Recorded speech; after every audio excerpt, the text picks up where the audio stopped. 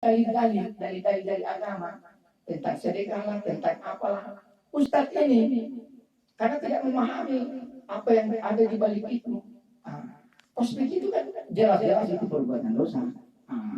Hanya saja karena tidak paham atau mungkin karena terlalu terikat dengan dunia yang keuntungan dijanjikan, akhirnya dia mencoba menipu dirinya sendiri. Dia sadar bahwa itu dosa, tapi dia tidak sebut sebagai sebuah dosa. Walhasil, setiap diri kita memang harus memulai pemahaman, memulai perjalanan ke akhirat ini dengan ilmu. Hadirin dirahmati oleh Allah Subhanahu Wa Taala, terkait dengan dosa. Kalau kita bertaubat, keinginan itu melakukan banyak amal soleh. Ini sebenarnya yang paling awalnya itu adalah memiliki iman yang kuat, pemahaman iman yang kuat. Sebab bagaimana Anda ingin memburu surga jika Anda tidak terlalu yakin tentang surga? Dan bagaimana Anda takut kepada neraka jika Anda tidak terlalu paham bahwa pada akhirnya manusia akan bermuara ke situ jika melakukan banyak dosa. Jadi harus iman ini yang menentukan. Iman, keyakinan Anda akan adanya itu. Pak ITE, saking bawaan dia tahu yakin sama dia surga, tapi nyatanya kenapa kita tidak sangat mengejar surga? Apa ya? Soalnya hampir dibilang seadanya. Yang penting gugur kewajiban pada sebagian besar orang, meskipun ada juga orang yang betul-betul menjaga sholatnya. Sedekah kita lakukan dengan uang yang paling kecil. Di antara uang lipatan-lipatan uang di dalam kantong, kita cari yang paling kecil. 100.000, 50.000, 20.000, akhirnya dapat yang 2.000, yang 2.000 nya dikasih masuk. Apa ya? Ini karena bayaran surga itu kabur. Bayaran surga itu kabur. Bayangkan seorang di zaman Nabi, seorang ibu, ketika anaknya berangkat berperang 3 orang. Lalu dia datang bertanya kepada Nabi, bagaimana keadaan anak saya ya Rasulullah? Nabi mengatakan, semua anakmu syahid. 3 orang syahid. Apa kata ibu? Alhamdulillah. Nanti kalau saya ada anak lagi, saya akan bawakan lagi kepadamu. Kenapa? Karena sang ibu sadar betul bahwa ujung perjalanan anaknya itu adalah menuju surga. Dan termasuk dia juga akan masuk ke dalam surga. Tapi kalau hari ini, di balik pengorbanan yang begitu rupa, orang sekarang kan sangat takut berkorban. Kenapa takut berkorban? Karena keyakinan akan surga yang kabur, yang tidak terlalu jelas. Walhasil hadirin yang dirahmati oleh Allah Subhanahu Wa Taala, kalau kita menelisik sejarahnya Abu Bakar As-Siddiq. Abu Bakar As-Siddiq ketika Nabi menyampaikan kepadanya bahwa dia adalah Nabi, Abu Bakar itu langsung menerima. Rupanya Abu Bakar ini sudah mempelajari tanda-tanda kenabian Muhammad melalui pendeta-pendeta Yahudi. Jadi Nabi itu sebelum diutus itu sudah dipelajari itu Abu Bakar. Jadi dengan pendekatan keilmuan Abu Bakar memahami kenabian Muhammad. Begitu Muhammad menyampaikan mengajak dia masuk Islam, Abu Bakar sudah langsung melihat tanda-tanda kenabian pada diri Muhammad. Maka dia tidak sama sekali tidak ada keraguan untuk menerima. Ini dia. Hadirnya dirahmati oleh Allah Subhanahu Wa Taala. Kalau di Indonesia ada seseorang anak pendeta namanya Irene Handono. Dia juga masuk Islam karena kajian keilmuan. Ketika dia mengkaji Qul Huwallahu Ahad, dia temukan kata-kata bahwa Tuhan itu esa, tidak beranak, tidak diperanakkan. Lalu dia bandingkan dengan konsep ketuhanan di dalam Kristen yang mengatakan Tuhan itu 3.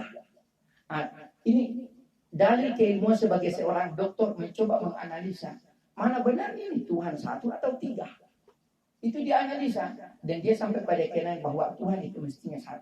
Karena kalau 3, bagaimana alam ini bisa mewujud?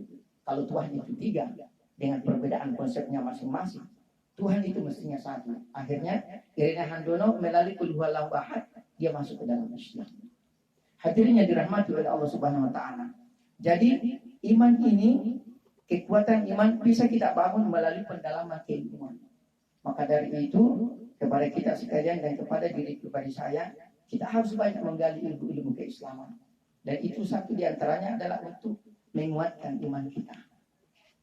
Ada juga orang yang mendapatkan keimanannya melalui kejadian yang luar biasa di dalam kehidupannya. Kita mungkin kenal Ki Joko Bodo. Ki Joko Bodo itu adalah seorang ahli supranatural terbaik se-Asia. Dia punya jin itu puluhan ribu. Ya, jadi dia bisa membimbing kesuksesan seseorang melalui jin-jinnya itu. Itu Ki Ki Joko Bodo. Dia pergi naik Mekah. Dia pergi ke Mekah. Apa yang terjadi? Tidak bisa mendekati Ka'bah. Semakin dekat ke Ka'bah semakin panas. Semakin dekat ke Ka'bah semakin panas. Disitulah dia yakin betul Tuhan itu betul-betul ada. Dan saya ini pasti adalah pelaku dosa. Kenapa orang-orang dengan mudah mencium Hajar Aswad? Saya mendekati saja tidak bisa. Semakin dekat semakin panas.